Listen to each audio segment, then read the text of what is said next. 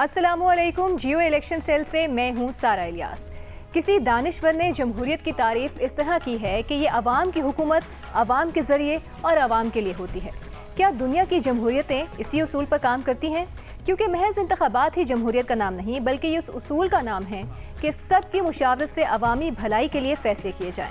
हमारे मुल्क में जमहूरियत के क्या समरात अवाम तक पहुँचे हैं? इस सिलसिले में आज हम आपको आगे चलकर कराची और रावलपिंडी के दो अहम हलकों की सियासी सूरत हाल के हवाले से आगाह करेंगे। लेकिन आज से हम अपने इस प्रोग्राम में मारूफ सीनियर सहाफ़ी और तज्ज़ियाकार जनाब सुहेल वड़ाई साहब के इलेक्शन 2024 के हवाले से तज्ज़िये और तबसरे भी शामिल करेंगे। कौन किस हलके से खड़ा हो रहा है और किसका खूंटा मजबूत है, किस इलाके में किस जमात का वोट बैंक बढ़ा है और कहाँ पर कम हुआ है, इन सब पर तबसरा होगा जियो इलेक्शन सेल में। और साथ ही हम आपको मुल्क के मुख्तलिफ हलकों के हालात से भी बाखबर रखेंगे। लेकिन इंतखाबी सूरत हाल जानने से पहले हम सुहेल वड़ाई साहब से आइंदा इंतखाबात से महरूम रह जाने वाले सियासतदानों के बारे में बात करेंगे। जहां कुछ नामवर और अहम सियासतदान के कागजात नामजदगी मुस्तरद हुए हैं, वहीं कुछ अपनी पार्टी टिकट से भी महरूम रह गए हैं। तो सुहेल वड़ाई साहब, बहुत शुक्रिया आपके वक्त का। ये बताइएगा कि ऐसी खबरें हमें सुनने को मिलती रही हैं और इस मरतबा भी देखने में आया है कि आम इंतखाबात में कई अहम नामों को सियासी जमातें टिकट जारी नहीं करती।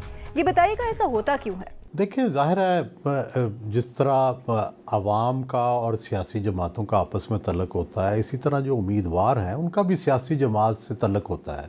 तल्लकात होते हैं, उतार चढ़ाव आता है, लीडरशिप से रोल होता है। कई दफ़ा उनके लीडरशिप के साथ अपने तल्लकात जो हैं उनमें कभी उतार आ जाता है, कभी चढ़ाव आ जाता है, कभी नाराज़गी हो जाती है, परफॉर्मेंस भी देखी जाती है। ये भी देखा जाता है कि वो पार्टी के साथ लायल रहा कि नहीं रहा। तो और फिर जो है वो बाज़ औक़ात ये भी देखा जाता है कि उसकी हल्के में भी कोई पजीराई है या नहीं। तो ज़ाहिर है ये इन चीज़ों को देख कर ही फ़ैसला किया जाता है। अच्छा सुहेल साहब, ये बताइएगा कि इस दफ़ा सियासी जमातों की जानिब से टिकटें जारी करने में क्या कुछ मद्देनज़र रखा गया है, आप क्या समझते हैं? देखिए जी, इस दफ़ा जो है नून जो था उसके लिए खुला मैदान भी था, लेकिन उन्होंने टिकटों पे बड़ी मेहनत की है, सब पार्टियों से ज़्यादा। ये भी कहा जा सकता है कि तहरीक इंसाफ को इसका मौका ही नहीं मिल सका, शायद वो भी मेहनत करते। लेकिन तहरीक जो मुस्लिम लीग नून थी, देखें उन्होंने एक उम्मीदवार का इंटरव्यू किया कौमी असम्बली के। इसी तरह मेरे इल्म में है कि उन्होंने सर्वे करवाए, जहाँ जहाँ मसला था ये पता करवाया कि कौन ज़्यादा पॉपुलर है। सर्वे आपको पता है कि कोई आसान नहीं होता। एक हलके में सर्वे करवाने पे लाखों रुपए लगते हैं, तो नून ने वो लाखों रुपए भी लगवाए। एक जहांगीर तरीन साहब ने सर्वे करवाया, उसको भी इस्तेमाल किया गया। और फिर मुझे अंदाज़ा होता है कि शायद नून ने पाकिस्तान के बाज़ अदारों की जो अंदाज़े थे उनको भी मद्देनज़र रखा है। और शहबाज शरीफ साहब ख़ुद जो हैं वो एक एक हलके को जानते हैं, तो ये सारा कुछ सामने रख के ही फ़ैसले किए गए हैं। और दूसरी तरफ ज़ाहिर है तहरीक इंसाफ को अगर हम देखें कि उसने कैसे फ़ैसले किए हैं, तो मेरा ख़्याल है उनके पास ज़ाहिर है एक सबसे बड़ा मेयार तो लॉयल्टी का था। दूसरा ये भी था कौन खड़ा हो सकता है, कौन नहीं खड़ा होगा, किसको जो है कौन स्टैंड कर सकेगा, कौन भाग जाएगा। और फिर शायद उन्होंने ये भी देखा कि क्या वकील जो हैं वो शायद ज़्यादा स्टैंड कर सकते हैं, इसलिए शहरों के अंदर हमें नज़र आता है कि उन्होंने वकीलों को टिकट दी हैं। तो ये सारी बातें पीपल्स पार्टी ने अपनी लॉयल्टी देखी है, उन्होंने इलेक्टेबिलिटी देखी है, ये सारा कुछ उनके टिकटों में नज़र आता है हमें। अच्छा सुहेल साहब, ये बताइएगा कि मुस्लिम लीग नून में किन अहम नामों को टिकट इशू नहीं किए गए और इसकी जो वजूहात हैं वो आपकी नज़र में क्या हैं? देखें जी, मुस्लिम लीग नून ने इस दफ़ा बड़े कुछ ऐसे फ़ैसले किए हैं जिन पे बड़ी हैरानगी भी होती है। मसलन तलाल चौधरी को टिकट ना देना और उसकी जगह नवाब शेर वसीर को टिकट देना। शायद उन्हें ये नज़र आ रहा था कि अगर शेर वसीर को नाराज़ किया गया तो शायद तलाल चौधरी ना जीत सकें, तो इसलिए तलाल चौधरी को सेनेट का वादा किया गया और उनके वालिद को जो है वो सूबाई असम्बली की जो टिकट है वो दे दी गई। तो इस तरह से उन्होंने एक रिकन्सिलिएशन के ज़रिए ये टिकट जो है वो नवाब शेर वसीर को दिया है। और हमने देखा कि तलाल चौधरी ने इस फैसले को एक्सेप्ट भी कर लिया और शेर वसीर की जो है वो कंपेन भी कर रहे हैं। इसी तरह एक और बड़ा नुमाया नाम राना एहसान अफजल का था। ये फैसलाबाद से थे, इनके वालिद राना अफजल बड़े नुमाया नाम रहे हैं, पार्टी के साथ बड़े लायल रहे हैं। एहसान जो हैं ये भी बड़े यंग प्रॉमिसिंग बॉय हैं और बड़े ही अच्छी तरह पार्टी को डिफेंड भी कर रहे थे, लेकिन उन्हें टिकट नहीं मिला। वजह क्या है कि वो हल्का रवायती तौर पर राजा रियाज का था, और राजा रियाज जो थे वो उन्होंने नो कॉन्फिडेंस में पीटीआई को छोड़ के वोट दिया था, लीड भी किया था, तो इसलिए राजा रियाज से कमिटमेंट भी निभाई गई। और मैं समझता हूँ कि थोड़ा बहुत इसमें इस्टेब्लिशमेंट का भी रोल होगा। राजा रियाज से इस्टेब्लिशमेंट के भी अच्छे तल्लुकात थे, और उधर से भी ज़रूर इनकी सिफारिश जो है वो आई होगी। और फिर इसके साथ साथ आप देखें, दाने अल अज़ीज़ का तो खैर मामला सबके सामने क्लियर है कि चौधरी एहसन इकबाल से अगर उनकी लड़ाई ना होती तो मेरा ख़्याल है उनका टिकट पक्का था। लेकिन ये जब लड़ाई हो गई, पब्लिक में आ गई, और शायद कोई कंप्रोमाइज़ भी मुमकिन ना हो सका। अगर कंप्रोमाइज़ मुमकिन हो सकता तो शायद नून लीग की क़यादत शहबाज शरीफ साहब ये करवा देते, लेकिन मेरा ख़्याल है कि उन्हें इसलिए दानियाल अज़ीज़ को इग्नोर करना पड़ा, उनको टिकट नहीं दिया गया कि शायद वो एहसन इकबाल को अच्छी तरह अकामोडेट करना चाहते थे, तो इसलिए दानियाल अज़ीज़ साहब को टिकट नहीं मिल गया। हालांकि उनका भी बड़ा हल्के में असर है, चौधरी अनवर अज़ीज़ के बेटे हैं जिनका एक बड़ा लंबा जो है वो सियासी बैकग्राउंड है। नारोवाल की सियासत में कई दहाइयों से उनका ये ख़ानदान जो है वो सरगर्म अमल है। और फिर एक और बड़ा सरप्राइजिंग जो फ़ैसला हुआ, खुशाब से सुमेरा मलिक को टिकट ना मिलेगा। सुमेरा मलिक जो हैं वो नवाब ऑफ कालाबाग की जो हैं वो पोती हैं, और ये खुशाब से इलेक्शन लड़ती हैं। इनके जो हस्बैंड हैं वो वादी सून की नुमायाँ फैमिली से तल्लक़ रखते हैं और एक्स ब्यूरोक्रेट हैं, और सुमेरा मलिक पार्टी के साथ भी रहीं। इनका बेटा भी एमएनए रहा, वो भी नून लीग के साथ लायल रहा, और बज़ाहिर कोई वजह नहीं नज़र आती थी कि उनको टिकट से नज़रअंदाज किया जाए। लेकिन हुआ ये कि साथ वाले हलके से जो नून लीग के दूसरे उम्मीदवार थे, मलिक बशीर आवान के बेटे शाकिर बशीर आवान, उन्होंने भी कहा कि मैंने इस दफ़ा वादी सून से ही इलेक्शन लड़ना है, तो इनका आपस में कंटेस्ट पड़ गया। सुमेरा मलिक साहब ने शायद इससे पहले ये किया कि जो तहरीक इस्तेहकाम पार्टी के एक एमपी के उम्मीदवार थे, उनके साथ उन्होंने पहले ही एक आपस में बॉन्डिंग कर ली कि मैं ऊपर लड़ूंगी और आप नीचे लड़ेंगे। तो इस वजह से भी एक प्रॉब्लम हुई कि तहरीक इस्तेहकाम को भी नहीं मिली, तो शाकिर बशीर साहब को मिल गई जो बेसिकली साथ वाले हल्के से थे। फिर इसी तरह एक और सरप्राइज़ मिला कि सरगोदा से, जो सरगोदा सिटी की सीट है, उससे चौधरी हामिद हमीद साहब जो हमेशा से लायल रहे, बल्कि उनके वालिद साहब भी नून लीग में थे, आईजीआई में थे, लेकिन हामिद हमीद साहब को इस दफ़ा टिकट नहीं मिला, और वहाँ पे जो साबिक़ एमपी थे डॉक्टर लियाकत, उनको टिकट मिल गया है।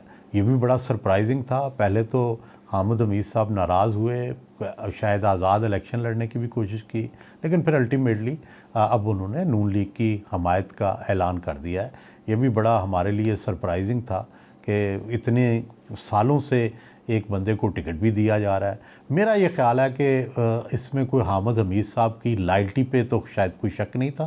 मेरा ख़्याल है जो सर्वे आए और वहाँ की जो लोकल जो पहुँचा, तो शायद हामिद हमीद साहब से डॉक्टर लियाकत की जो रेटिंग थी वो अच्छी थी, और नून लीग ने समझा कि हम जो है डॉक्टर लियाकत को इस दफ़ा ट्राई करते हैं। फिर एक और नुमाया नाम सरदार महताब अब्बासी का है, जिनको नून ने, वैसे तो वो टिकटों से पहले ही छोड़ गए थे नून लीग, ये ब्यूरोक्रेट भी रहे हैं, गवर्नर भी रहे हैं नून लीग के, लेकिन इस दफ़ा उन्होंने इलेक्शन जो है वो इंडिपेंडेंट लड़ने का फ़ैसला किया है हज़ारा से, और दूसरी तरफ जो दूसरी सीट है उस पर वो तहरीक इंसाफ को सपोर्ट कर रहे हैं। तो इससे अंदाज़ा होता है कि उनके अगर इंडिपेंडेंट भी जीत गए तो वो शायद नून की सपोर्ट की बजाय तहरीक इंसाफ की सपोर्ट करेंगे, लेकिन अगर नून की हुकूमत बन रही हुई तो फिर शायद वापस आ जाएं। तो सरदार महताब अब्बासी का जाना भी बड़ा हैरान कुन है कि इतने साल वो रहे नून लीग के साथ, तो नून लीग से क्या नाराज़ी हुई। कुछ लोग कहते हैं कि उनका मसला भी चौधरी निसार अली जैसा है कि जो है उनके अंदर भी ईगो है, और पार्टी लीडरशिप से शायद इसी ईगो की लड़ाई जो है उनकी हुई।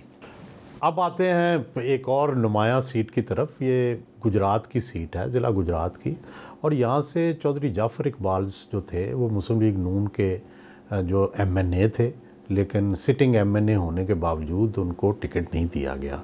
वो आए तो एक नौजवान और नए उम्मीदवार के तौर पर थे, गुज्जर फैमिली से तल्लक रखते हैं, लेकिन 2-3 दफ़ा वो जीते और लायल भी रहे पार्टी के साथ, और पार्टी क़यादत से भी उनका बड़ा मजबूत रिश्ता था। लेकिन इस दफ़ा टिकट उन्हें इसलिए नहीं मिला क्योंकि एयर फोर्स के जो ज़हीर अब्बास सिद्धू साहब जो हैं वो कमांडर हैं, एयर चीफ़ हैं, तो उनके जो भाई हैं नसीर साहब, उनको टिकट दिया गया है। तो ये भी एक बड़ी नुमायां तब्दीली है कि मुक़्तदरा के साथ जो नून के तल्लुकात हैं वो इसमें नुमायां तौर पर नज़र आ रहे हैं। और फिर है एक और आयशा रजब बलोच साहिबा, जिनका तलाल चौधरी के साहब के उनके घर के सामने उनको मार पड़ी थी, बड़ा मशहूर वाक़या है। ये रजब बलोच साहब की वाइफ हैं, इनको टिकट नहीं मिला। पिछली दफ़ा स्पेशल सीट पे ये आई थी और इस दफ़ा उनको तवक्को थी कि जो है वो इनको टिकट मिलेगा, लेकिन इसकी बजाय उनके जो देवर हैं उनको टिकट मिल गया है। और आयशा रजब साहबा पहले नाराज़ हुई। बेसिकली आयशा साहबा जो हैं ये ख़ुद टवाना फैमिली से तल्लक रखती हैं और इनकी बलोच फैमिली में शादी हुई है। और पहले तो उन्होंने आज़ाद इलेक्शन लड़ने की कोशिश की, लेकिन फिर अब वो पीटीआई के कैंडिडेट को वहाँ सपोर्ट कर रही हैं, और जो इनके देवर हैं वो जो है वो नून लीग से इलेक्शन लड़ रहे हैं। एक और बड़ा नुमायां हलका जो था जेहलम का, उसका भी ज़िक्र ज़रूरी है। यहाँ से पिछली दफ़ा चौधरी फवाद जो हैं वो एमएनए मुंतखब हुए थे, लेकिन उनके जो मद्दे मुकाबल थे वो राजा मतलूब मेहदी थे। और राजा मतलूब मेहदी जो हैं ये जो राजा इकबाल मेहदी थे उनके बेटे थे, और इकबाल मेहदी ने अपनी सारी ज़िंदगी मियाँ नवाज़ शरीफ से वफ़ादारी निभाई, सूबाई वज़ीर भी रहे, कई बार एमएनए रहे, और अब मरते दम तक वो नून लीग के साथ ही रहे। और उनका बेटा भी पिछली दफ़ा नून लीग का कैंडिडेट था, लेकिन इस दफ़ा नून लीग ने उन्हें टिकट नहीं दिया, बल्कि साथ वाले हलके से चौधरी फ़र्रुख अल्ताफ़ साहब को ला के वो टिकट दिया है। चौधरी फ़र्रुख अल्ताफ़ साहब जाट बरादरी से तल्लक रखते हैं, और मतलूब मेहदी जो हैं वो राजपूत बरादरी से तल्लक रखते हैं। तो वहाँ जाट बरादरी का भी काफ़ी इन्फ्लुएंस है। और जो फ़र्रुख अल्ताफ़ साहब हैं वो आपको पता है डिस्ट्रिक्ट नाज़म जेहलम भी रह चुके हैं, उनके वालिद साहब गवर्नर पंजाब रह चुके हैं चौधरी अल्ताफ़ साहब, तो उनका भी बड़ा इन्फ्लुएंस है। ये बताइएगा सुहेल साहब के सियासी तौर पर तहरीक इंसाफ खासी मुश्किलात का शिकार है। इस दफ़ा इन्होंने किन किन अहम रहनुमाओं को टिकट नहीं दिए? अब आते हैं तहरीक इंसाफ के वो लोग जिनको टिकट नहीं मिले। उनमें नुमायां तरीन तो ज़ाहिर शेख रशीद हैं, उनके भतीजे राशिद शफीक हैं। शेख साहब ने कोशिश की कि जब चिल्ला लगाया और उसके बाद प्रेस कॉन्फ्रेंस की, तो उन्होंने कोशिश की कि मैं इमरान से अपने तल्लुकात भी बचाऊं और जो मुक़्तदरा के साथ जो मामलात हैं वो भी बचाऊं। उन्होंने ये भी कहा कि 9 मई के जो ज़िम्मेदार हैं उनको तो सज़ा मिलनी चाहिए, जो बाकी लोग हैं उनको मैं छुड़ाने की कोशिश करूँगा। चुनांचे उनका ख्याल था कि मैं तहरीक इंसाफ की सिम्पथी भी ले लूँगा और मुक़्तदरा से भी बात कर लूँगा और चल जाएगा, इस दफ़ा पीटीआई मुझे टिकट दे देगी। लेकिन पीटीआई ने, मेरा ख्याल है जितने भी लोग जिन्होंने प्रेस कॉन्फ्रेंस की है उनको टिकट ना देने का फ़ैसला किया है, और शेख रशीद भी उस जद में आ गए हैं और अब शायद वो आज़ाद इलेक्शन लड़ें या ना लड़ें, तो अभी तो लड़ रहे हैं। और जो है उन्हें ज़ाहिर है अभी तक वो उन्होंने कोई इमरान ख़ान के ख़िलाफ़ या तहरीक इंसाफ के ख़िलाफ़ बात नहीं की, और उनका अब भी शायद ये ख्याल है कि तहरीक इंसाफ के लोग उन्हें वोट देंगे। लेकिन जब तहरीक इंसाफ का उम्मीदवार ख़ुद वहाँ शहरयार रियाज़ खड़ा है, जो कि पहले मुस्लिम लीग नून में रहे हैं और काफ़ी वेल्दी जो है फैमिली से तल्लक रखते हैं, बैरिस्टर हैं, तो वहाँ फिर मुश्किल होगा कि पीटीआई का जो शहरी वोट है वो शेख रशीद साहब को जो मिल जाए। और दूसरी तरफ आपको पता है उनके हनीफ अब्बासी साहब खड़े हैं, तो इसलिए शहरों के अंदर मेरा ख़्याल है कि पीटीआई का वोटर जो है वो स्ट्रिक्टली अपनी पार्टी पॉलिसी जो है उसको फॉलो करेगा। फिर नुमायां नाम चौधरी फवाद का है। चौधरी फवाद और इमरान ख़ान जो है वो एक ही ट्रायल में हैं, रोज़ इकट्ठे भी होते थे जेल में, और मेरी इतला के मुताबिक उन्हें वादा भी किया गया था कि टिकट दिया जाएगा पीटीआई का। एक तो उनकी फैमिली के ख़िलाफ़ काफ़ी इक़दाम भी हुए, लेकिन दूसरी तरफ पीटीआई ने टिकट भी नहीं दिया वादे के मुताबिक, और तीसरी तरफ उनके मुक्तदरा से भी मामलात ख़राब हैं। तो इस वक्त तो वो ना इधर के रहे हैं ना उधर के। फिर एक और नुमाया नाम सरगोदा अगर देखें तो आमिर सुल्तान चीमा साहब हैं, वो भी इंडिपेंडेंट खड़े हुए हैं, उनको पीटीआई ने टिकट नहीं दिया। शायद उनकी वो उन पर दबाव होगा, या ये भी हो सकता है कि वो ख़ुद भी क्लियर नहीं थे कि पीटीआई का टिकट ले लें तो क्या बनेगा आगे, क्या इलेक्शन में उन्हें फिर चांस भी मिलेगा या नहीं मिलेगा। अभी भी मेरा ख़्याल है कि उनकी पोजीशन जो है क्लियर है। वो ये भी कहा जा रहा है कि वो कुछ लोग चाहते थे कि उनको नून का टिकट मिल जाए, लेकिन नून ने कहा कि नहीं, हम अपना जो कौमी असम्बली का उम्मीदवार है वो चेंज नहीं करेंगे, आप नीचे अपने बेटे के लिए या फ़र्ख घुमन साहब के बेटे के लिए सूबाई असम्बली की सीटें ले लें, कौमी असम्बली पे हम जुल्फ़कार भट्टी जो है उसी को वोट देंगे। तो चुनाचे अब भी उनका मद्दे मुखालफ जो है नून लीग के जुल्फ़कार भट्टी हैं, और फिर पीटीआई का भी कैंडिडेट इससे अलावा है। फिर जुल्फ़ी बुखारी और डॉक्टर बाबर अवान का नाम आता है। डॉक्टर बाबर अवान भी बड़ी कंपेन कर रहे थे, लेकिन शायद उसकी वजह यह है कि शुएब शाहीन का उसी सीट पर कुर्रा फ़ाल निकला है, तो बाबर अवान को फिर इग्नोर करना पड़ा है। जुल्फ़ी बुखारी भी बच कर चल रहे थे लंदन में बैठे, लेकिन उन्होंने एक जगह जो है मुक्तदरा की और फ़ौज की हमायत की थी।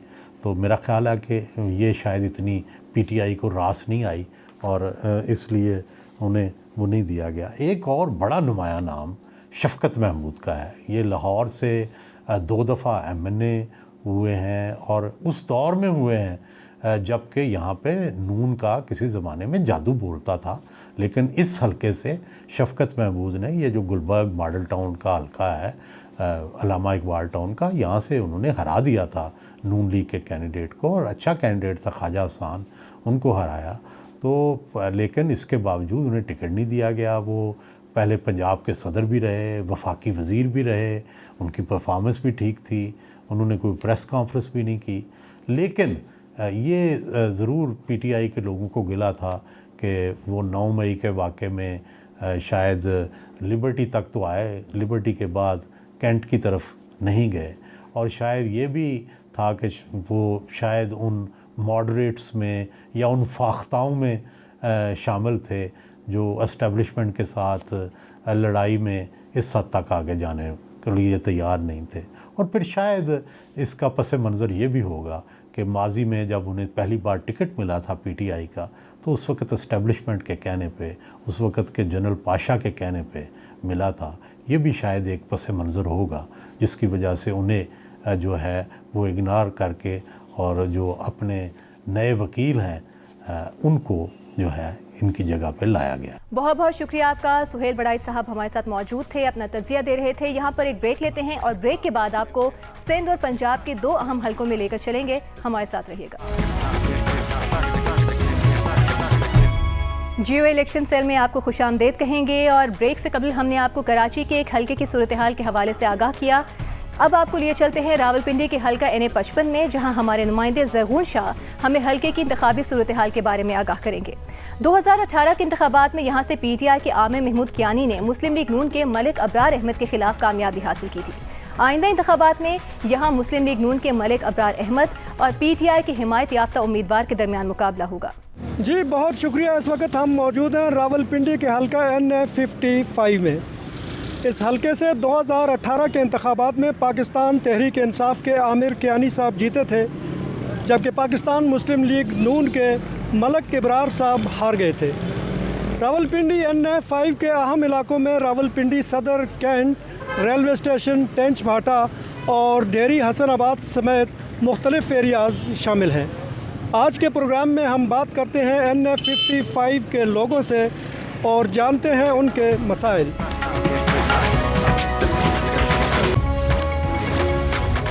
आप यहाँ के रिहायशी और बताएं यहाँ के मसाइल में टॉप का मसला इस वक्त क्या है?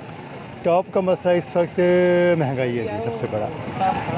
इसके अलावा एक मसला तो बताऊं जी आपको, पानी है, बिजली है, आजकल तो हर चीज़ का मसला ही मसला है। लेकिन पानी की सप्लाई कैसी है इस इलाके में? पानी यहाँ पे आजकल कम आ रहा है जी। ये कुछ खैर के नेचुरली कोई दिसंबर में थोड़ा कम हो जाता है, तो फिर कैसे गुजारा करते हैं आप? करना पड़ता है जी। टैंकर मंगवा के? नहीं, अल्लाह का शुक्र है, हमारा तो हो जाता है, लेकिन लोगों को मंगाना पड़ता है। अच्छा, हाँ जी। दीगर लोगों को टैंकर मंगवाने पड़ते हैं। छोटी फैमिली हो तो फिर हो जाता है, अगर बड़ी फैमिली है तो फिर प्रॉब्लम है। जी बताएं, आपके हल्के के मसाइल इस वक्त क्या है? टॉप का मसला क्या है? हमारे हल्के के मसाइल इस वक्त टॉप जो है वो गैस है और उसके अलावा बिजली है, और बिजली बहुत महंगी है, हर बंदा अफोर्ड नहीं कर सकता। और उसके अलावा पानी है। आजकल भी बिजली महंगी है? आजकल क्यों नहीं महंगी, बिल मैं आपको दिखाऊँ आपको।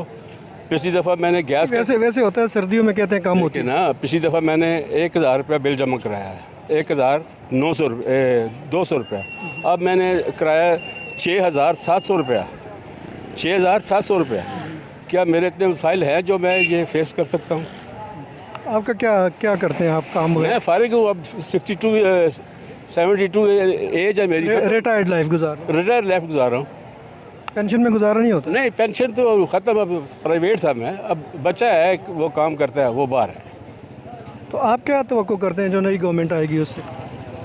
नई गवर्नमेंट से भी कोई तवक्को नहीं है, सब बात है, ये भूल भुलैया हैं सब। बहुत सारे मसले हैं सर यहाँ पे, जो है ना हर चीज़ की किल्लत है, आलूदगी है, गंदगी है, कोई काम नहीं। सफाई का फुकदान है? सफाई का फुकदान है, हर तरफ महंगाई है। ये तो कैंट का एरिया है, निस्बतन साफ नहीं होता। नहीं, बस आप देख लें जो है ना कौन साफ सफाई करता है। अभी कैंट वाले अब आपको तो पता ही है जो है ना, तो माशाल्लाह बस ऐसे ही गुजारा ही हो रहा है जो है ना। पानी बिजली कैसी है? पानी बिजली तो है ही नहीं, बिजली तो 1 घंटा आती है और 2 घंटे चली जाती है, बस बिजली तो हर घंटे के बाद जाती है। ये सारा दिन यही आंख मचोली चलती है? बिल्कुल यही आंख मचोली चलती है, इसमें कोई किसी से पूछना कोई दूसरी दो राय नहीं है, या कोई ब्लफिंग नहीं है, कोई झूठ नहीं है जो है ना। बिजली तो है ही नहीं है किसी जगह। आपका जो नई गवर्नमेंट आएगी उससे सबसे पहला आपका मुतालबा क्या होगा? ये बिजली का, पानी का, ये सफाई का, एजुकेशन का।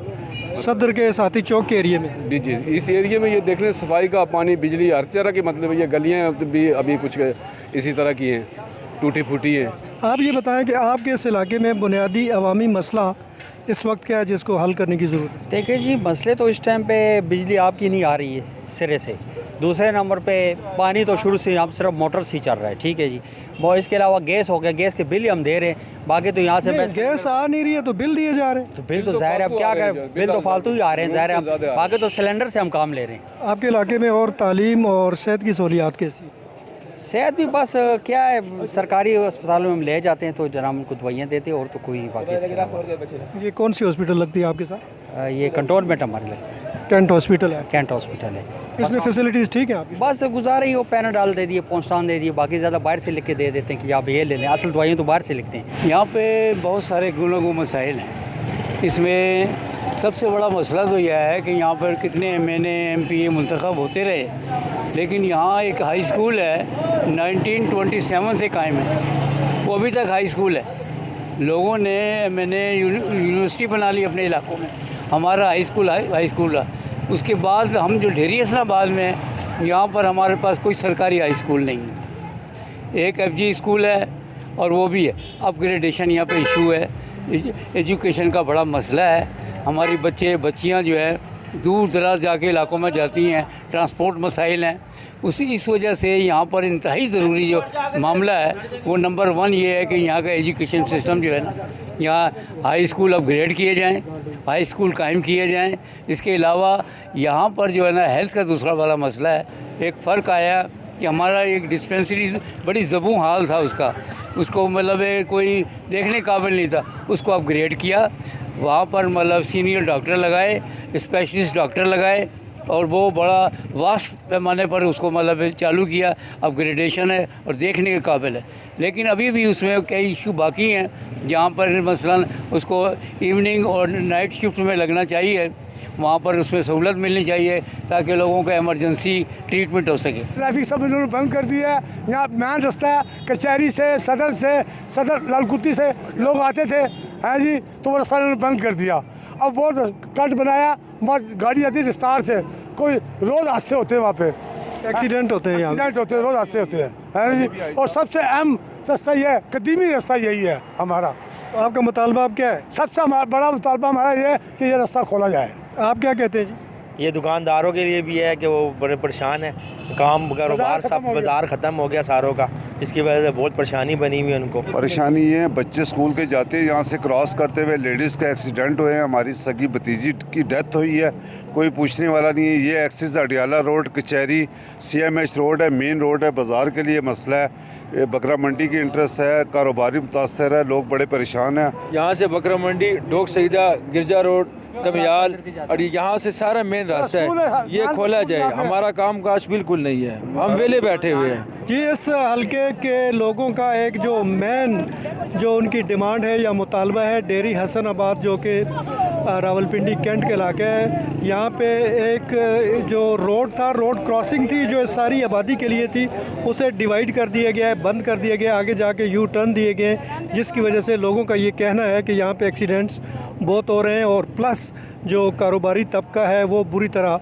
यहाँ पे मुतासिर हो रहा है। कैंट में मौजूद इस टेंच बाज़ार को, जो कि बहुत ही पुराना बाज़ार है, शायद पाकिस्तान की हिस्ट्री का सबसे पुराना और एशिया का सबसे लंबा बाज़ार है, और इस बाज़ार में ज़रूरत का तकरीबन सारा सामान जो है वो अवेलेबल रहता है। और ये एक इलाके की, इस पूरे इलाके की बड़ी आबादी को ये बाज़ार कवर करता है, और यहाँ पे फैमिलीज़ को ये सहूलत है कि उन्हें अपने घरों से, गलियों से निकल कर यहाँ आने में सहूलत होती है। लेकिन इस बाज़ार की अब प्रॉब्लम ये है कि इसकी आबादी बहुत ज़्यादा हो गई है और इसमें चलना जो है वो काफ़ी महाल हो रहा है। अदरवाइज़ ये बहुत अच्छा बाज़ार है, ज़रूरत की तकरीबन तमाम चीज़ें यहाँ पे अवेलेबल हैं और सस्ती भी यहाँ के रिहायशियों के मुताबिक ये है कि मिल जाती हैं। जी, आप ये बताएं कि आपके इस इलाके में इस वक्त मेन पब्लिक इशू क्या है?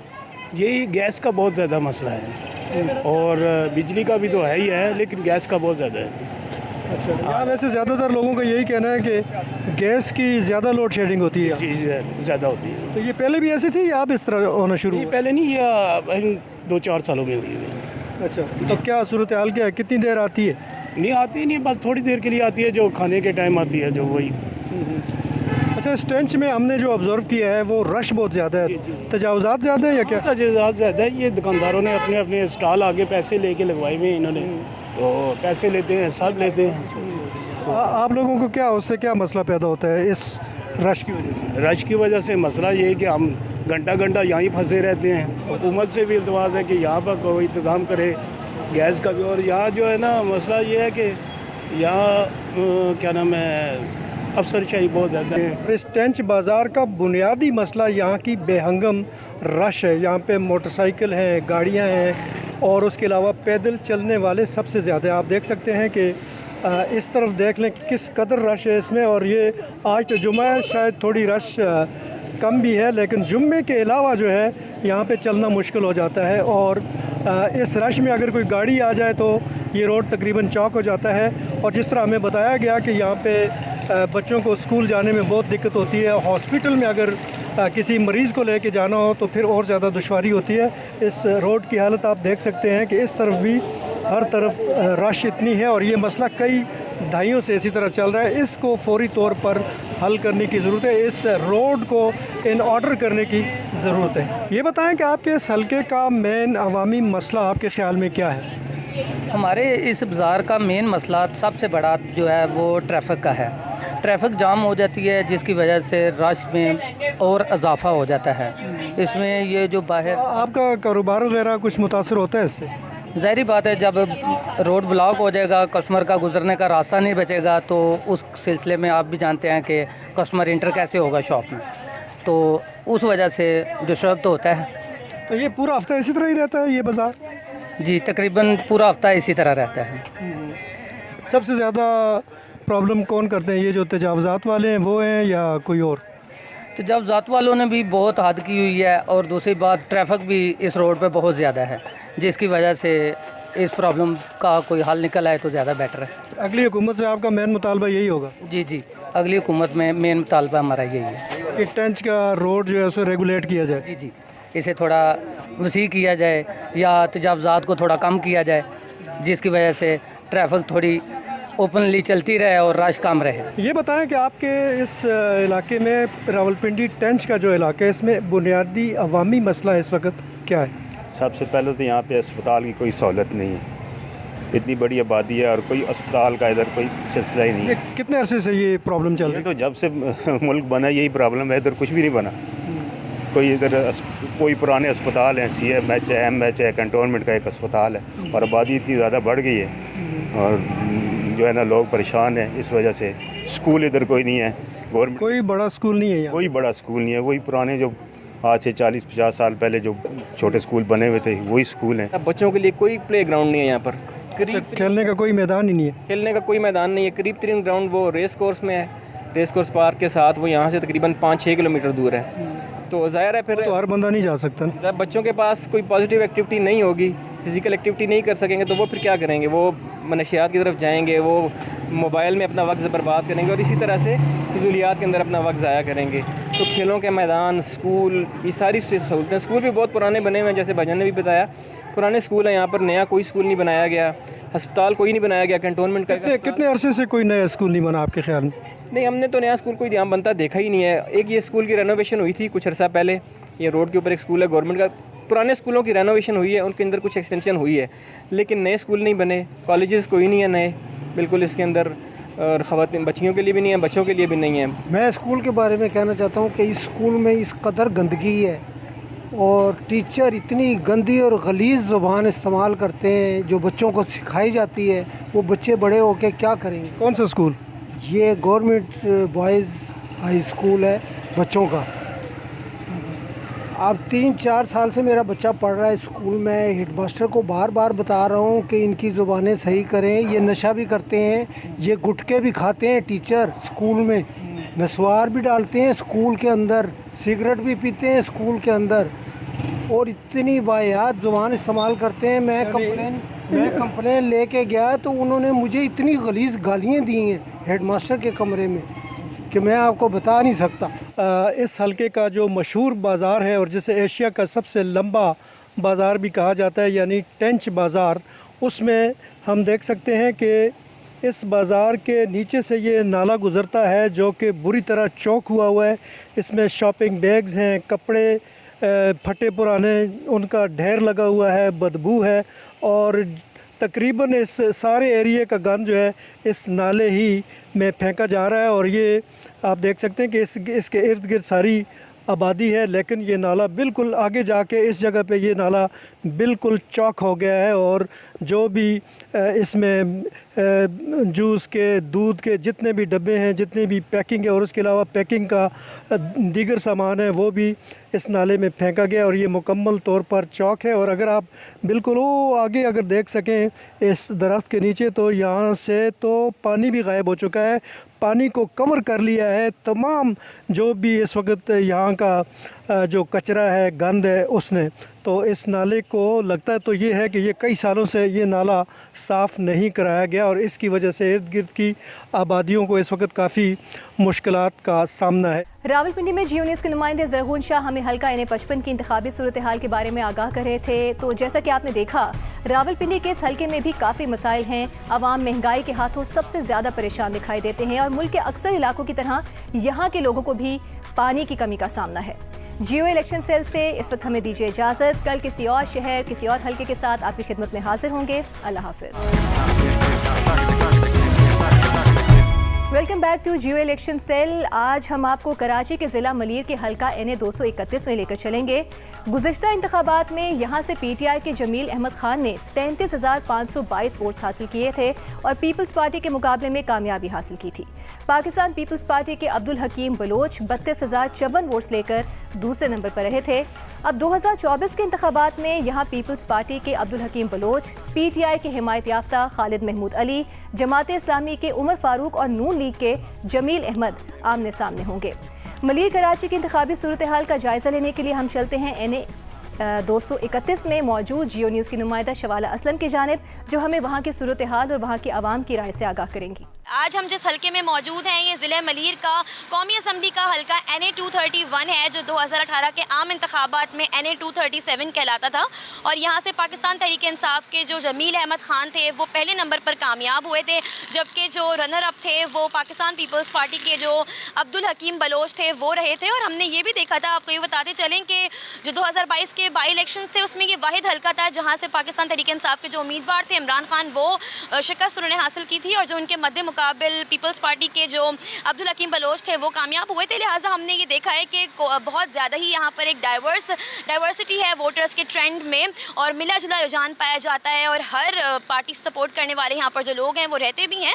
और इसके साथ ही अगर हम इस हलके के इलाकों की बात करें तो वैसे तो ये ज़िला मलीर लगता है, और यहाँ के जो मुतादिद इलाके हैं उनमें शेरपाव कॉलोनी है, उसमें कज़ाफ़ी टाउन भी शामिल है, उसमें जाफ़र तैयार सोसाइटी भी इसमें शामिल है, और भैंस कॉलोनी भी है, और मुख्तलिफ मलीर के जो इलाके हैं वो इसमें शामिल भी हैं।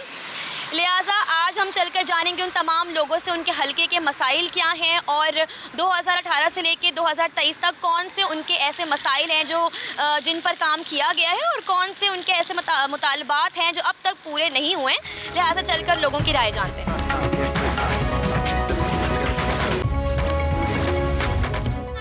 कि अब जो आम इंतखाबात हैं 2024 के ये बड़े करीब अब आ गए हैं, तो आप लोगों ने क्या देखा है 2018 से लेके अब तक? आपके जो मुंतखब नुमाइंदे थे उन्होंने काम किया, कभी हल्के का जायज़ा लिया? कुछ भी काम नहीं किया मैडम, कुछ भी काम नहीं किया है। या आप देखें, कल रात से हमारे मलीर में लाइट गई हुई है, कल तो लाइट गई हुई है, लेकिन पूछने वाला कोई नहीं है। पानी के लिए लोग तरस रहे हैं, कुछ भी पानी नहीं आ रहा, ना बिजली है ना पानी है, कुछ भी नहीं है। सड़क नहीं बन रही है, देखें खड्डे सारे निकले हुए हैं, उधर भी खड्डे निकले हुए हैं, गटर सारे खुले हुए हैं। वोट मांगने के लिए आ जाते हैं, जो कुछ भी कहते हैं हम करते नहीं हैं। ये इलाके की सूरत हाल देख के ऐसा लगता नहीं कि यहाँ पर काम होता? सारे उधर खड्डे हैं सारे, जब ठेला हम लेके आते हैं सारे हमारे केले ख़राब हो जाते हैं। हादसे कुछ रोनुमा होते हैं इससे? हाँ, इधर एक्सीडेंट हो जाते हैं। ठीक है, मतलब आप ये कहते हैं कि एक्सीडेंट्स भी काफ़ी होते हैं। आप भी कुछ बताना चाहेंगे? मसाइल बताएं अपने हल्के के। आप मसाइल कोई भी हल नहीं हो रहे, यहाँ रोज़ ब रोज़ हादसे हो रहे हैं। ये देखो गटर टूटा हुआ है। सर आप बताइएगा कि इस हल्के के सबसे बड़ा मसला क्या है जो आप लोगों का अब तक हल नहीं हुआ? बड़ा मसला सबसे बड़ा तो रोज़गार का है। गरीब बेरोज़गार हैं बेचारे, वो देखें अड्डे पे मजदूर बैठे हुए बेशुमार, उनको रोज़ी रोज़गार नहीं है। हमें ये बताएं, आपके हल्के के कुछ मसाइल बताएं, क्या क्या काम हुआ है, कोई डेवलपमेंट्स हुई हैं आपके हल्के में? हमारे हल्के में MNA हैं अब्दुल हकीम बलोच साहब, और सुबई हैं यूसुफ मुर्तज़ा गालिबन। क्या क्या काम किए हैं तो बताएं, कभी जायज़ा लिया? हुआ है वो तो अल्हम्दुलिल्लाह। खोखराबाद की तरफ से अगर आप चमन कॉलोनी की तरफ जाएँ तो बेहतरीन ग्राउंड भी बने हुए हैं, पार्क भी बने हुए हैं, डिस्पेंसरी भी बनी है। पाकिस्तान पीपल्स पार्टी ने बहुत अच्छे काम किए हैं। हाँ, और हमें वैसे पीपल्स पार्टी हो या मुत्तहिदा हो या PTI, हमें पाकिस्तान में अच्छी मुखलिस ईमानदार क़यादत चाहिए। अच्छी क़यादत आएगी तो मुल्क तरक्की करेगा, और लोगों की महंगाई ख़त्म करें। आवाम का जो इशू है महंगाई का है, हमें ना रोड से है ना पार्क से है ना ग्राउंड से। आवाम का असल हदफ जो है महंगाई का, महंगाई ख़त्म हो, गरीब आदमी को रिलीफ मिले। तो आपके हल्के के कोई मसाइल अब तक हल नहीं हुआ? 5 साल का जो पूरा टाइम पीरियड था, कुछ भी नहीं हुआ, कुछ भी नहीं हुआ। आप देख लो, आवाम से पूछ लो, सबकी राय यही होगी कि कोई काम नहीं हो रहा है, यहाँ कुछ भी नहीं हो रहा। गैस का दौरानिया बताएं कि क्या हो रहा है, गैस आप लोगों की फराहमी हो रही है? अब गैस वाले बिजली वालों की नकल करना चाह रहे हैं कि हम भी वही काम करें। 50 साल हो गया मुझे अखबार बेचते हुए। मेरा नाम मोहम्मद जमील अखबार फरोश है। मैंने तो वही आज से 50 साल पहले सूरत हाल जो थी आज उससे भी बदतर है। कोई पूछने वाला नहीं है, कोई गचने वाला नहीं है, कोई जिम्मेदार आदमी नहीं है। हम किससे फरियाद करें? जिससे फरियाद करते गैंगवार के आदमी हो, तुम गामिया के आदमी हो, ये इंसाफ हो रहा है? हम गैंगवार के आदमी हैं। 50 साल हम आवाम की खिदमत कर रहे हैं। जिन्हें स्क्वायर के अंदर आज ये हाल है कि हम हर चीज़ से परेशानियों का सामना कर रहे हैं। कराची क्यों? आप ये देखें, कराची मौशी हब है, लेकिन उसके बावजूद भी क्यों? और अगर हम ज़िला मलीर की बात करें, इस हल्के की बात करें, तो आप ये बताएं कि ये 5 साल आप लोगों के कैसे गुजरे हैं? क्योंकि हमें तो आम इंतखाबात से बड़ी उम्मीदें होती हैं। हम कहते हैं यार मुंतखब नुमाइंदा कोई भी हमारे हल्के में आएगा तो हमारे लिए काम बहुत करेंगे। हमें अफसोस, बहुत अफसोस, हमारे पास नुमाइंदे नहीं हैं। हमारे पास जिम्मेदार लोग नहीं हैं जो वोट लेते हैं, इलेक्शन जीतते हैं, उसके बाद कोई शक्ल दिखाने को काबिल नहीं होता है। हल्का NA 231 के हम जहां मुख्तलिफ इलाकों का जायज़ा ले रहे हैं, वहाँ के मसाइल देख रहे हैं। इस वक्त हम जिस इलाके में मौजूद हैं NA 231 के, वो जाफर तैयार सोसाइटी यहाँ इसका नाम है। और अगर हम देखें तो यहाँ मुख्तलिफ ग्राउंड्स बहुत ज़्यादा हैं, जो प्ले ग्राउंड है वो बहुत ज़्यादा है, लेकिन उनको खंडरात का मंजर वो बिल्कुल पेश कर रहे हैं। जगह जगह अगर हम देखें तो कचरे का ढेर लगा हुआ है, और अगर हम सड़क की सूरत हाल भी देखें तो वो भी काफ़ी ज़्यादा खस्ता हाली का शिकार है। और ये तो वो कुछ ज़ाहिरी मसाइल हैं जो हमें ज़ाहिर है, हम जब पूरा ओवरव्यू ले रहे हैं, हम जब जायज़ा ले रहे हैं तो हमें दिखने को मिल रहे हैं। लेकिन अब हम गली गली आए हैं, ये देख रहे हैं कि यहाँ के जो रिहायशी हैं उन लोगों को कौन से मसाइल दरपेश हैं, क्योंकि हमें लोग ये भी बता रहे हैं कि जो एक बिजली की लोड शेडिंग का मसला है वो भी काफ़ी तवील दौरानिया हो गया है अब। और गैस की भी जो फरामी है, वो पहले हम सिर्फ ये सुनते थे कि मौसम सरमा में ही इसकी जो तातुल था वो ज़्यादा बढ़ जाता था, लेकिन अब कोई भी सीज़न हो, हर सीज़न में ही, हर मौसम में ही जो मसाइल हैं वो एक तरह के हैं और बाकायदा संगीन होते चले जा रहे हैं। कुछ लोग हमारे साथ मौजूद हैं, हमें ये बताएं आपके हल्के के कौन से अहम मसाइल हैं जो अब तक हल नहीं किए गए। हमारे हल्के में मसाइल आपने ख़ुद भी देखा है कि यहाँ पे कितना कचरे का ढेर है, कोई सफाई का निज़ाम नहीं है, केसी का कोई निज़ाम नहीं है, और बेरोज़गारी इतनी है कि आप यकीन माने कि इस वक्त हर बंदा रो रहा है। पानी का टैंक आप कह रहे हैं हमें हर घर में यहाँ पर दिख रहा है, तो ये सूरत हाल कब से है? आज से है, कब से है? 2018 के बाद से है? क्या कहना चाहेंगे? ये तो तकरीबन इसको 4 से 5 साल हो गए टैंक को बने हुए, ठीक है। यहाँ पर क्या है, पानी आएगा पानी आएगा। बहुत से लोगों ने कोशिश की, बहुत से लोगों ने धरने भी दिए मलिक मंदरा पे जाके, ठीक है, कि लाइन ऑन कह रहा है। ये लाइन भी ऑन हो गई, लेकिन बीच में कुछ लोग इस तरह थे कि उन्होंने लाइन का डिस्कनेक्ट कर दिया। अच्छा, यहाँ पर कुछ बच्चे मौजूद हैं, आप भी बताइएगा हमें कि आपके हल्के के क्या मसाइल हैं। सारा दिन तो आप लोग बाहर खेलते रहते होंगे ज़ाहिर है, तो कभी क्या नोटिस किया आप लोगों ने कि यहाँ पर कोई तब्दीली आई, कभी कोई चेंजेस हुए, कोई डेवलपमेंट्स हुई? नहीं, यहाँ पे कोई तब्दीली नहीं आई, कुछ भी नहीं हुआ। जैसा कचरा पड़ा था वैसे ही पड़ा है। यहाँ पे लोग बोरिंग की मट्टियाँ, कचरा शचरा के जाते रहे, और यहाँ पे बंदे भी लगाए हुए इन्होंने कचरा उठाने के लिए। पर तो मतलब आप ये कहना चाह रहे हैं कि कोई मुस्तकिल इंतजाम है नहीं यहाँ पर कचरा उठाने का? हो जाता है तो हो जाता है, नहीं होता तो पड़ा रहता है। अच्छा, सफाई कब ज़्यादा होती है? जब इलेक्शंस करीब आते हैं, अब आने वाले हैं। हाँ, तो अब सफाइयाँ शुरू हो जाएंगी, सड़कें डलने लगेंगी, बस रोड ही डाल के चले जाएंगे जैसे 4 साल से डाल रही है। हम ये देखते हैं कि मुख्तलिफ इलाकों के ये भी मसाइल हैं कि वहाँ पर जो मौजूद पार्क्स होते हैं, प्ले ग्राउंड्स होते हैं, उनको बिल्कुल खंडर में तब्दील कर देते हैं। ऐसा क्यों है भाई? बच्चों की खेलने की जगह है, वहाँ पर भी जो है वो कचरा कुंडी बनाई हुई है। क्या कहना चाहेंगे इस हवाले से? सिर्फ ये कहेंगे कि हम जैसे लोग मतलब इन बातों को समझते हैं, तो अरबाब इख्तियारात जितने भी हैं उनको भी ये बात समझ में भी आती है, और उनको ये पता भी है कि ये प्रॉब्लम्स हैं आवाम की, लेकिन इसको हल कौन करेगा, ये आवाम का सवाल है। जैसे आम इंतखाबात करीब करीब आते हैं, डोर टू डोर मुहिम जो शुरू हो जाती है, इंतखाबी मुहिम, तो जो सिलेक्टेड कैंडिडेट्स होते हैं वो आते भी हैं, आप लोगों से आपके मसाइल भी पूछते हैं, तो तब आप लोग अपने मसाइल बताते हैं? फिर क्या वो लोग वादे और आप लोगों को दावे बोल के जाते हैं कि हम ये काम कर देंगे? सब चीज़ें बताते हैं। असल में पानी की लाइनें भी डली हुई हैं, सब चीज़ें डली हुई हैं, टैंक भी बना हुआ है, आपके सामने सब चीज़ें बनी हुई हैं। मसला ये बनना हुआ सब है, मगर कुछ आ नहीं रहा। परेशानियाँ वही हैं सब चीज़ों की, यानी कि पूरा सबको मीठा पानी है नहीं, गैस है नहीं, बिजली लाइट है 3-3 घंटे नहीं है, बिजली के बिल हज़ारों के तादाद से यहाँ पे लोगों के घर में आ रहे हैं। यानी 20,000 सैलरी है तो 15,000 तो बिल भर रहा है बंदा, 5,000 क्या खाएगा मुझे बताएं ना आप। तो मसाइल तो वही के वही है, मसला हल हो तो कोई बात हो ना, कि कहने मकसद हाँ भाई हमने बात करी, मसला ये रोड डालने से क्या हमारी रोजी रोटी लग जाएगी? बताएं स्ट्रीट लाइट्स वगैरह का क्या इंतजाम है यहाँ पर? जब रात में लाइट भी नहीं है यहाँ पे, कहाँ है स्ट्रीट लाइट? पूरी गली के अंदर एक लाइट के कहीं लगी हुई है, हालांकि यहाँ पूरी गली में 8 लाइटें लगनी चाहिए, तो वहाँ पे 1 या 2 लाइट आप देख सकते हैं कि गली भी काफ़ी ज़्यादा बड़ी है, कोई गली नहीं है, मतलब एक मैदान टाइप ही आप कह सकते हैं। अतराफ में जो है वो काफ़ी ज़्यादा घर है, लेकिन उसके बावजूद स्ट्रीट लाइट्स भी कह रहे हैं कि एक अहम मसला है जो यहाँ पर नहीं है।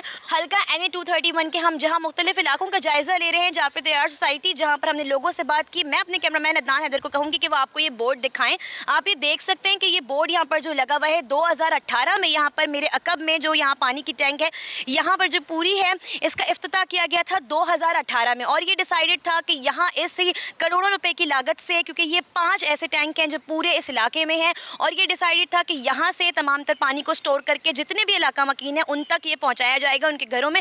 लेकिन यहाँ पानी का जो बहरान है वो इस कदर संगीन है कि हम ये देख सकते हैं कि हर घर में जो है वो पानी के जो टैंक है वो मौजूद हैं, जिससे ये अंदाज़ा होता है कि यहाँ पर जो पानी का बहरान है वो भी काफ़ी ज़्यादा संगीन है। इतने तमाम तर इक़दामात के बावजूद भी मसाइल जो हैं वो अब तक हल नहीं हुए हैं। पानी वगैरह का मसला है? पानी तो सही है, अभी बीच में बंद था 15 दिन, अब सही आता है। एक दिन क्या होता है, कोई मुस्तकिल काम क्यों नहीं हो रहा है, कोई हल नहीं निकालते लोग? पता नहीं, अब ये तो जिनको वोट देते हैं उनको पता होना चाहिए ना। तो आप लोग तो उनको वोट देते हैं कि वो काम करेंगे हल्के के लिए? हम नहीं देते वोट। आप वोट नहीं देती? ज़ाया कर देते। क्यों, ऐसा क्यों, इतनी उदासी इतनी मायूसी क्यों? क्यों, हुकूमत कोई काम ही नहीं कर रही है। कोई काम हो तो फिर बोले महंगाई दिन से दिन बढ़ती जा रही है, हर चीज़ मुश्किलात का सामना है, हर चीज़ का। लोड शेडिंग बहुत हो रही है, गैस की और बत्ती की भी बहुत है। बिजली भी नहीं होती, गैस भी नहीं होता, बस यही कि खाना पकाने के वक्त तो कुछ भी नहीं होता। कैसे काम कर रही हैं? और हमने सुना है कि भाई गैस की अगर लोड शेडिंग बहाल भी हो जाती है तो गैस का प्रेशर ऐसा आ रहा होता है कि खाना नहीं बन रहा होता है। नहीं बन रहा होता, वो मशीन चलाते हैं तो उससे इतना ज़्यादा 6,000 7,000 गैस का बिल आ रहा है हमारा। बस यही होता है बेटा, और क्या करें। अब इंतखाबात करीब आ रहे हैं, क्या उम्मीदें हैं, कुछ उम्मीदें हैं? हमें तो कुछ भी नहीं है, पहले भी नहीं थी और अब भी कुछ भी नहीं है। आप लोग बताएं, यहाँ पर कितने साल से ये बाजार लगा रहे हैं और 2018 के आम इंतखाबात में हल्के से पाकिस्तान तहरीक इंसाफ के उम्मीदवार कामयाब हुए थे, आप लोगों के मसाइल हल हुए कुछ? नहीं, हमारे मसाइल तो हल कुछ भी नहीं हुए। तब्दीली नहीं आई? लेकिन नहीं, तब्दीली नहीं आई है। अब कुछ उम्मीदें हैं तब्दीली आने की? नहीं, किसी से भी उम्मीद नहीं है। हल्का NA 231 के मलीर कॉलोनी के इस वक्त हम हफ्ता बाजार में मौजूद हैं। यहाँ पर कुछ खवातीन हमारे साथ मौजूद हैं, इनसे बात करेंगे। आप हमें ये बताइएगा कि आप लोगों के क्या मसाइल हैं? हमारे यहाँ सारे दिन गैस ही नहीं होती है, बताएं खाना हम कैसे बनाएं। और फिर इलेक्शन के लिए खड़े हो जाते हैं ना, हमारी रोटें सही हैं, यहाँ गटर सेवरेज का मसला है, गैस सारा दिन होती नहीं है, हम खाना कैसे बनाएं। फिर लोग आके बोलते हैं हमें वोट दो, तो हम वोट कैसे दें, हम कैसे एतमाद कर रहे हैं हुक्मरानों पे। कैसे गुजारा कर रही हैं इन 5 सालों में? अगर हम बात करें 2018 के आम इंतखाबात से लेकर 2023 तक के दौरान, इन 5 सालों में कोई तब्दीली देखी आपने? कोई भी तब्दीली नहीं देखी है। पाकिस्तान तहरीक इंसाफ महंगाई हो गई है, इस कदर की महंगाई हो गई है कि गुजारा करना मुश्किल हो गया। पाकिस्तान तहरीक इंसाफ के जो उम्मीदवार थे वो यहाँ से कामयाब हुए थे इस हल्के से, तो कोई काम किया, जायज़ा किया कभी उन्होंने? नहीं, कोई भी नहीं किया, हमारे लिए तो नहीं किया। रोज़गार है तो उसका मसला है, काम है तो उसका मसला, कंपनियों के बंदे हैं वो बैठे हुए, काम है ही नहीं कंपनियों में भी। हम लोग तो ज़ाहिर है कंपनी वाले शोहर हैं, उनके पास है ही नहीं काम वाम। जब वोट डाल रहे होते हैं तो क्या सोच रहे होते हैं कि कोई तब्दीली आएगी हमारे इलाके? बोलते सब कुछ है लेकिन करता कोई भी कुछ नहीं है। तब्दीली का बोलते हैं लेकिन होता कुछ नहीं। सबसे बड़ी बात, जिधर से आप लोग वोट ले रहे हैं उनका ही कुछ करें, लेकिन ना उनका करते हैं ना गलियों का, खड़े होते हैं लेके जाते हैं ज़बरदस्ती, लेकिन कुछ होता नहीं है। ठीक है, तो इस दफ़ा भी कोई उम्मीद है? बहुत करीब आ गए इलेक्शन। कुछ भी उम्मीद नहीं है, जब पहले से कुछ नहीं होता अब क्या होगा? इतने सालों में ही कुछ नहीं हुआ तो अब क्या होगा? सबसे पहली मसाइल तो ये कि हमारे इलाके में गटर इतने उबल रहे हैं कि हमारे घर से निकलना अजाब है। बिल्कुल मलीर डूब गया। शादमान टाउन जो है पूरा गटर से उबल रहा है, कुछ भी नहीं हल हुआ। गटर का, गैस का, बिजली का, हर चीज़ का यहाँ मसले मसाइल, बहुत परेशान है भाई। अभी इस वक्त अगर घर पे जाएंगे तो गैस नहीं होगी। पर कैसे गुजारा कर रहे हैं, खाना वगैरह कैसे बना रहे होते हैं? 4 बजे जब आएगी, 5 बजे जब कुछ बनता है। प्रेशर ठीक आता है? नहीं, प्रेशर भी नहीं आता। महंगाई इतनी है कि ख़त्म नहीं हो रही है।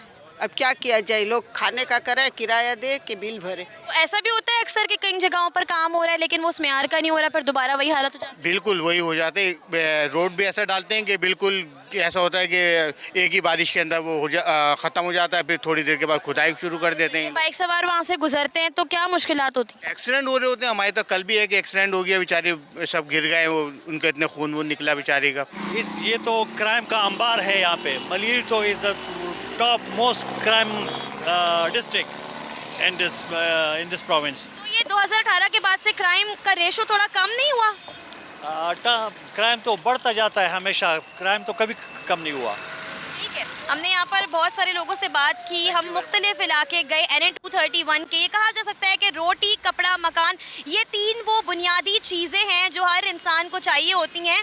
और हल्का NA 231 के भी जितने भी इलाके हैं वहाँ के जब हमने मसाइल देखे तो वो बिल्कुल जो है, जब हमने मसाइल देखे तो वो एक ही तरह के हैं। पानी, पीने का पानी वहाँ मैसर नहीं है, और अगर हम सड़कों की बात करें तो वो भी काफ़ी ज़्यादा तबाहाल है। लिहाजा जो मसाइल हैं वो काफ़ी ज़्यादा है, मसाइल ज़्यादा हैं लेकिन वसाइल जो है वो बहुत थोड़े से बहुत कम है। लिहाजा जो आवाम है उनकी यही उम्मीदें हैं कि अगर इलेक्शंस जो हैं वो होते हैं तो इलेक्शंस का होना ज़रूरी है, ताकि जो है वो जो उनकी किस्मत पिछले 5 सालों में नहीं बदली, उनको थोड़ी बहुत उम्मीदें अब हैं कि हो सकता है कि उनकी कुछ जो है वो किस्मत इस इलेक्शंस के बाद बदल जाए। इसी के साथ कराची से मुझे शवाला असलम और कैमरामैन अदनान हैदर को इजाज़त दीजिए। अल्लाह हाफ़िज़। शवाला, बहुत शुक्रिया, हमें मलिर कराची की सूरत हाल से वो आगाह कर रही थी। इस हल्के के लोग भी सेहत व सफाई, महंगाई, बेरोज़गारी समेत बेशुमार मसाइल की दलदल में फंसे हुए हैं। यहाँ पर हम एक ब्रेक लेते हैं और ब्रेक के बाद आपको रावलपिंडी के एक हल्के में लिए चलेंगे। जियो इलेक्शन सेल के साथ रहिए।